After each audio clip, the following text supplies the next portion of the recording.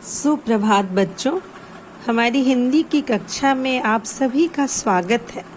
कैसे हो आप सब? उम्मीद है सभी बच्चे समय का नियोजन कर रहे होंगे। आई मीन टू से खूब मन लगाकर पढ़ रहे होंगे और समय का भी खूब ध्यान रख रहे होंगे, क्योंकि आजकल आप लोगों को स्कूल नहीं आना है तो पर्याप्त समय मिल रहा है पढ़ाई करने के लिए। आज हम लोग हिंदी व्याकरण में पाठ 13 सर्वनाम को पढ़ेंगे और समझेंगे। ओके, सर्वनाम क्या है, इसका प्रयोग क्यों करते हैं, तो आइए समझते हैं सर्वनाम क्या है। सबसे पहले हम जानेंगे सर्वनाम शब्द का शाब्दिक अर्थ होता क्या है। सर्वनाम का मतलब होता है सबका नाम। संज्ञा और सर्वनाम के बीच में जो अंतर है संज्ञा केवल किसी के नाम का बोध होता है, परंतु सर्वनाम में किसी एक का नाम ना होकर सबका नाम होता है, अर्थात सर्वनाम कहलाता है। ओके, समझ में आ रहा है आप लोगों को? संज्ञा अर्थात किसी व्यक्ति, वस्तु, स्थान आदि के नाम के स्थान पर जिन शब्द का प्रयोग करते हैं उसके अंतर्गत जो शब्द आते हैं, जैसे मैं, तुम, तुम्हारा, आप, आपका, इस, उस, यह, वह, हम, हमारा इत्यादि शब्द आते हैं। समझ में आ रहा है आप लोगों को? संज्ञा को हम कुछ सर्वनाम को उदाहरण द्वारा समझते हैं। संज्ञा के बार बार प्रयोग को रोकने के लिए उसके स्थान पर जिन शब्दों का प्रयोग किया जाता है ना बच्चों, उन्हें हम सर्वनाम, मतलब जिन शब्दों का प्रयोग संज्ञा के स्थान पर किया जाता है वे सर्वनाम कहलाते हैं। जैसे कुछ उदाहरणों द्वारा देखिए और समझने की कोशिश करिए। रमेश ने कहा कि मैं बीमार हूँ।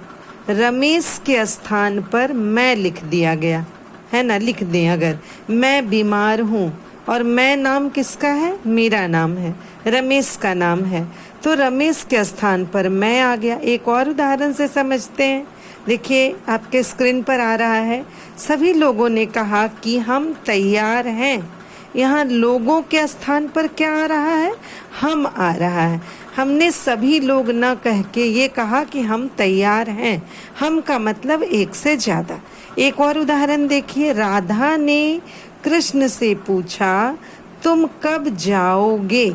यहाँ कृष्ण के जगह पर, स्थान पर तुम आ गया। तो ये तुम शब्द क्या है? ये तुम ही सर्वनाम है, यानी किसी नाम के आगे हम तुम, मैं, हम, यह, वह का प्रयोग करते हैं। इस तरह उदाहरणों से आप लोगों को सर्वनाम तो समझ में आ गया होगा। समझ में आ गया बच्चों? अब हम लोग समझेंगे सर्वनाम की परिभाषा क्या है।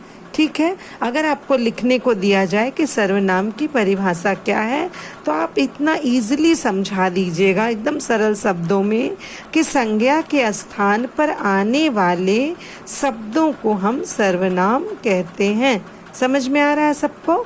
चलिए इससे आगे हम देखते हैं सर्वनाम के भेद कितने होते हैं। ठीक है, तो हम इस चित्र के द्वारा समझते हैं। सर्वनाम के 6 भेद होते हैं। देखिए आपके स्क्रीन पर आ रहा है। सर्वनाम के 6 भेद होते हैं। पहला क्या? पुरुषवाचक सर्वनाम। दूसरा निश्चयवाचक सर्वनाम। तीसरा अनिश्चयवाचक सर्वनाम।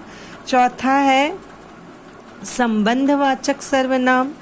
पांचवा है प्रश्नवाचक सर्वनाम और छठा है निजवाचक सर्वनाम। क्लियर हो रहा है? समझ में आ रहा है? अब हम लोग समझेंगे पुरुषवाचक सर्वनाम किसे कहते हैं। ठीक है, आगे हम लोग समझते हैं कि पुरुषवाचक सर्वनाम क्या है और इसका प्रयोग कैसे होता है। पुरुषवाचक के भी 3 कारण हैं। ठीक है, 3 भेद होते हैं। वो कैसे, हम आगे समझते हैं। स्क्रीन पर देखिए, अच्छे से देखिए यहाँ क्या बता रहा है। जो सर्वनाम वक्ता किसे कहते हैं? बोलने वाले को। श्रोता यानी सुनने वाला। तो जो शब्द बोलने वाले, श्रोता तथा किसी अन्य के लिए प्रयुक्त होता है उसे हम पुरुषवाचक सर्वनाम कहते हैं। जैसे समझिएगा, मैं, तू, वह इत्यादि। जिन सर्वनाम का प्रयोग वक्ता, श्रोता या अन्य के लिए किया जाता है वो पुरुषवाचक सर्वनाम कहलाता है। अब समझिए पुरुषवाचक सर्वनाम कितने प्रकार के होते हैं। इसमें आपको समझना है कि पुरुषवाचक सर्वनाम के 3 प्रकार हैं, उत्तम पुरुष, मध्यम पुरुष एवं अन्य पुरुष, यानी ये 3 कैटेगरी में बटा हुआ है। ठीक है, अब समझिए उत्तम पुरुष में क्या क्या शब्दों का हम प्रयोग कर सकते हैं। किसकी जगह पर? सर्वनाम की जगह पे ना। मैं, हम, मैं, मैंने, हमने, मेरा, हमारा, मुझे, मुझको। इसमें ये जो मैंने, हमने, मेरा, हमारा, ये सब उत्तम पुरुष में किसके लिए कहा जा रहा है? इसमें लेखक या वक्ता जो बोल रहा है, जैसे मैं बोल रही हूँ तो मैं अपने लिए क्या क्या प्रयोग करूँगी? मैं का प्रयोग, हम का, मैंने, हमने, मेरा, हमारा, मुझे, मुझको, ऐसे शब्द का जब हम प्रयोग करते हैं या कहीं किसी भी वाक्य में आपको या किसी शब्द में मिलता है तो आप उसे समझ लीजिएगा ये पुरुषवाचक का उत्तम पुरुष है। ठीक है, इसमें लेखक या वक्ता बोलने वाला ही आता है। अब समझिए मध्यम पुरुष क्या है। मध्यम पुरुष में तू यानी किसी दूसरे के लिए, तू, तुम, तुमने, मुझे, तूने, है ना, तुझे, तूने, तुम्हें, तुमको, तुमसे, अपने आप को आता है। ऐसे शब्द क्यों आते हैं? क्योंकि एक वक्ता है और एक श्रोता है।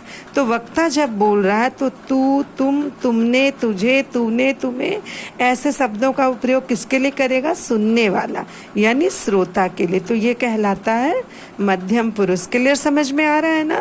अगर नहीं आता है समझ में इनके इस वीडियो से, वैसे तो मैंने बहुत ही सरल शब्दों में आपको एक्सप्लेन किया है, तो आप लोग मुझे कॉल करके पूछ सकते हो।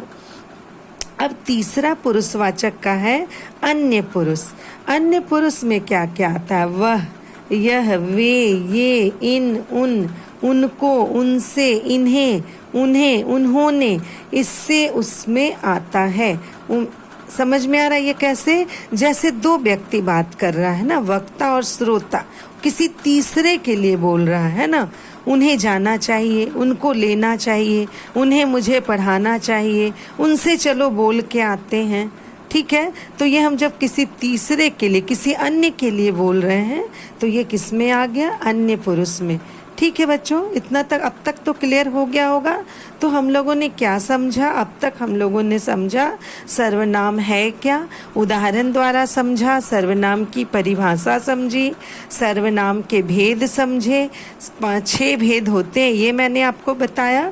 पहला भेद पुरुषवाचक मैंने एक्सप्लेन किया, और पुरुषवाचक में भी 3 प्रकार होते हैं, उत्तम पुरुष, मध्यम पुरुष एवं अन्य पुरुष। क्लियर हो गया होगा। उम्मीद है यहाँ तक आप लोगों को बहुत अच्छे से समझ में आ गया होगा। ठीक है, ये सर्वनाम का पार्ट 1 वीडियो है। सेकंड वीडियो में यानी पार्ट 2 वीडियो में हम आगे के सारे भेदों को समझेंगे। ठीक है, तो इस वीडियो को आप लोग बहुत ध्यान से देखिए बेटा, सुनिए और इसे कोशिश कीजिए समझकर प्रश्न बनाने का। अब मैं कुछ अभ्यास आपको स्क्रीन पर दिखा रही हूँ, कुछ अभ्यास के द्वारा थोड़ा सा समझने की कोशिश कीजिए। ठीक है, अब इसमें अभ्यास क्या है मैं आपको अभी बता रही हूँ। ठीक है, इसमें अभ्यास है, जैसे देखिए कुछ अभ्यास यहाँ दिया गया, जैसे तुमने क्या खाया। ये क्या क्या है? क्या एक प्रश्न है। तो अगर इसमें पूछा जाए कि ये कौन सा सर्वनाम है तो आप क्या बताएंगे? ये क्या क्या क्या है? प्रश्न किया जा रहा है ना, तो ये प्रश्नवाचक सर्वनाम है। अब यहाँ एक लाइन और आ रहा है, मैं देर में घर आऊँगा। तो ये मैं जो शब्द है ये किसके लिए प्रयोग हो रहा है?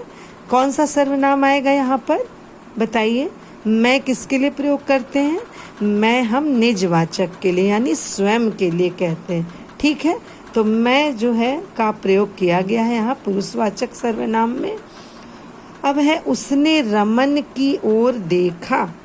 अब ये क्या है? ये उसने क्या है? किसी दूसरे अन्य के लिए कहा जा रहा है, तो ये अन्य क्या आ गया? पुरुषवाचक सर्वनाम के अंतर पुरुषवाचक उसने मैं बोल रही हूँ ना। अब तक हम लोगों ने वीडियो में क्या समझा है, पुरुषवाचक का किसे कहते हैं और पुरुषवाचक के 3 प्रकार, उत्तम पुरुष, मध्यम पुरुष, अन्य पुरुष। तो ये पुरुषवाचक का अन्य पुरुष होगा। उसने शब्द अगर है तो ये हो गया अन्य पुरुष। मैं है तो वो निजवाचक सर्वनाम जरूर है, लेकिन यहाँ पुरुषवाचक में ये प्रश्न किया गया है। तो पुरुषवाचक सर्वनाम में मैं क्या है, स्वयं के लिए किया जा रहा है, ये मध्यम पुरुष में आएगा। ठीक है, क्लियर हो रहा है यहाँ तक। इसी तरह से एक और उदाहरण हम समझते हैं, जैसे उस पर विश्वास मत करो। ये क्या, उस पर यानी किसी अन्य के लिए, वक्ता बोलने वाला श्रोता सुनने वाले से कह रहा है कि उस पर विश्वास मत करो। तो ये पुरुषवाचक सर्वनाम का अन्य पुरुष है। यहाँ तक समझ में आ गया। उम्मीद है मुझे तुम लोगों को बहुत अच्छे से ये वीडियो समझ में आई होगी। बेटा आप लोग इससे खुद से प्रश्न बनाइए, कम से कम 10 प्रश्न बनाइए और मुझे शाम तक मेरे हिंदी ग्रुप में प्रश्न और उत्तर स्वयं लिखकर मुझे सेंड कीजिए। Okay children, goodbye children, thank you.